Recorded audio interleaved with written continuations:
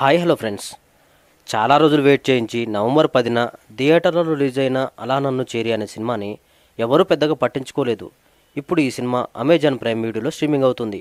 ఈ సినిమాలో దినేష్ తేజ్, హెబ్బా పటేల్, పాయల్ రాధాకృష్ణ హీరో హీరోయిన్లుగా చేశారు. చిన్నప్పటి నుంచి సినిమాలంటే పిచ్చి ఉన్న హీరో ఎలాగైనా డైరెక్టర్ కావాలనే గోల్తో ఉంటాడు.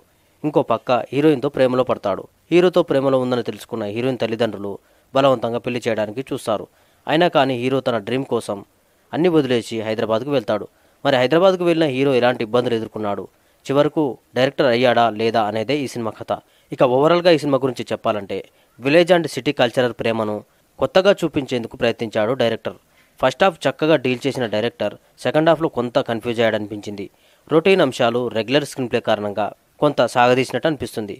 ఇంటర్వెల్ నుంచి ఫ్రీ క్లైమాక్స్ వరకు కొత్తదనం కనిపించకపోవడం, అనవసరమైన కంటెంట్ వల్ల సినిమాలో ఉండే ఫ్లేవర్ తగ్గిపోయిందనిపించింది.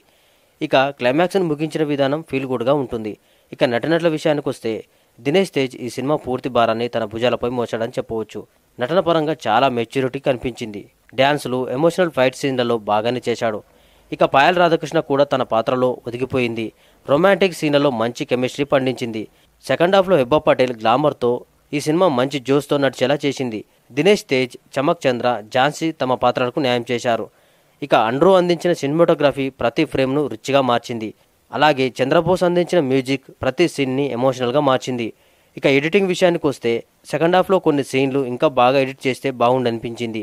అలాగే ప్రొడక్షన్ వాల్యూస్ బాగున్నాయి. ఫైనల్గా ఇదొక fun emotions triangle love story. లక్ష్యం కోసం ప్రేమను త్యాగం చేసిన యువకుడికి ఎలాంటి సమస్యలు ఎదురయ్యాయి అనే పాయింట్ చుట్టూ కొన్ని సీన్లు ఫస్ట్ హాఫ్లో బాగుంటే సెకండ్ హాఫ్లో రొటీన్గా అందరూ ఊహించే విధంగా సాగిపోతూ ఉంటుంది కథ. ఇక బ్యాక్గ్రౌండ్ మ్యూజిక్ సీన్స్ని ఎమోషనల్గా మార్చేస్తాయి.